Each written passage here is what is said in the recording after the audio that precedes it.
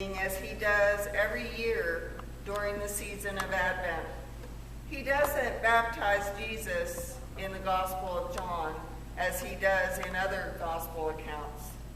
Instead, John's purpose is solely to be a witness to Jesus, an evangelizer.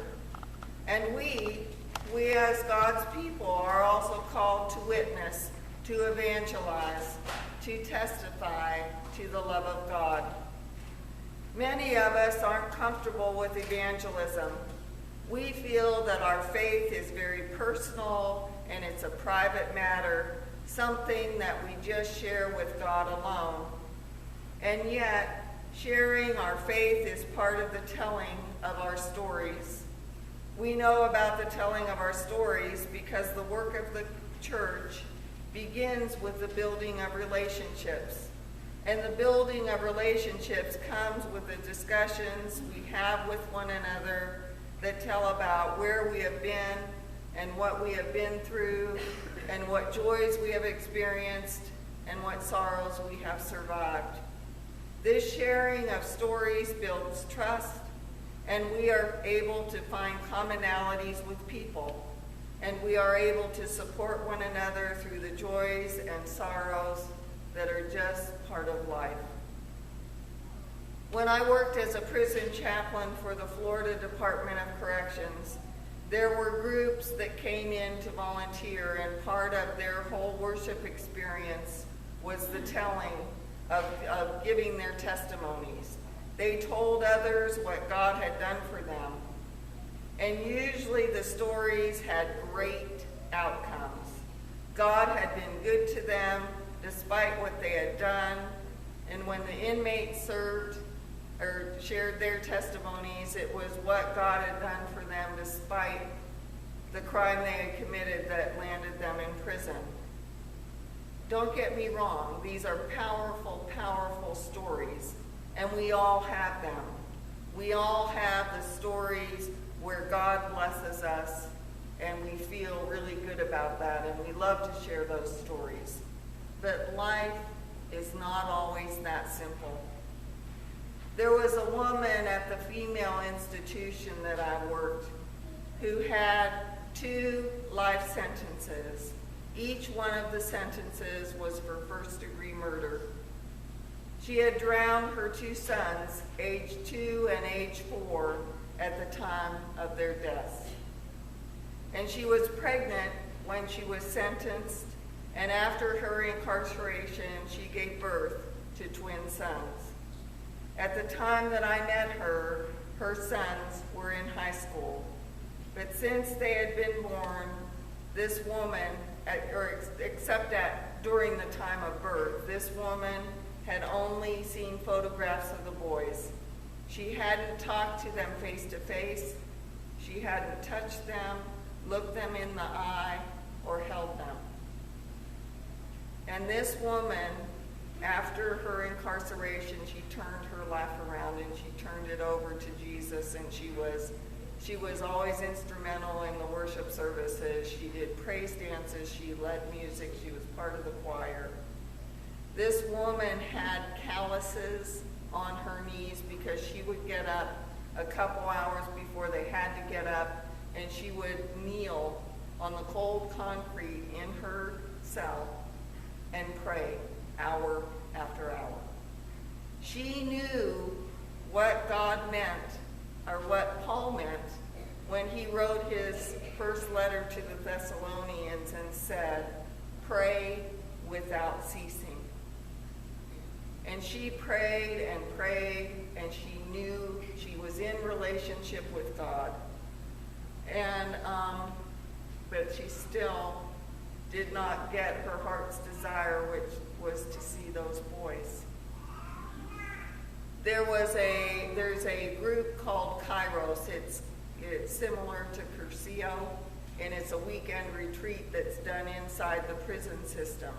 And about 40 volunteers get together and come in Thursday night all the way through Sunday. They don't spend the night inside, but they come and they spend all day with these inmates, and they share stories and they work through different areas in in our journey of faith, in our faith journeys. And this woman that I was just telling you about that had the twin sons, she got up at the end of the Kairos weekend and she shared her testimony. And she talked about how her heart yearned to see those twin boys, and yet she hadn't, no matter how much she prayed, no matter how much she spent time in conversation with God, and that just had not happened for her.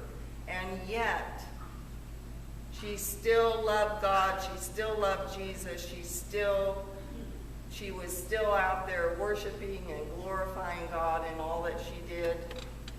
And because of that, because of the sorrow that she had, her testimony was actually more powerful than any of the testimonies where God had blessed the individual, because her blessings were truly what we should look for when we turn to God for blessings.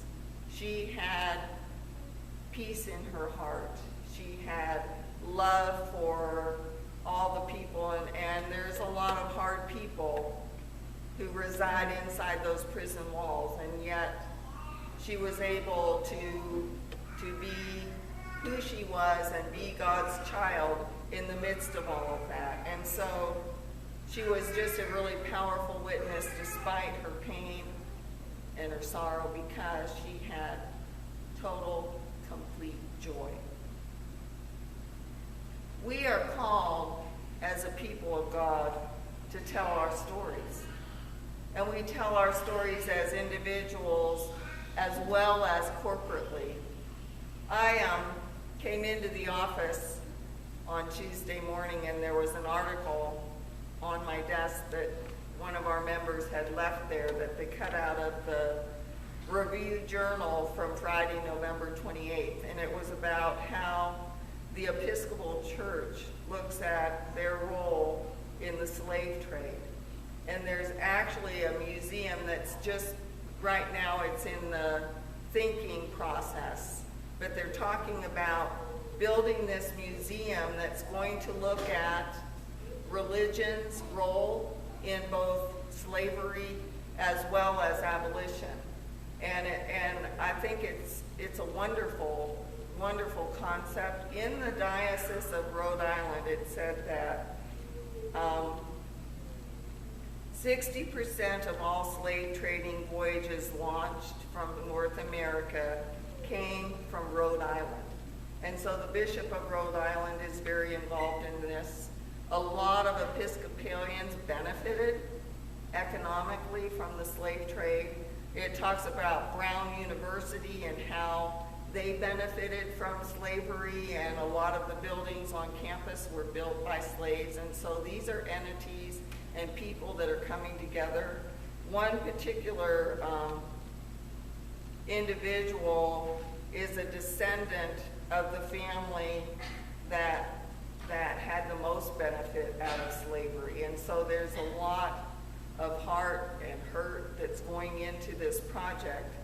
And I think that, especially in light of what's going on in our nation now, racially, I think it's huge that people are having this conversation and gathering together and being willing to say out loud the things that people are embarrassed to admit to, the atrocities that were committed to other human beings. And so I think it's wonderful.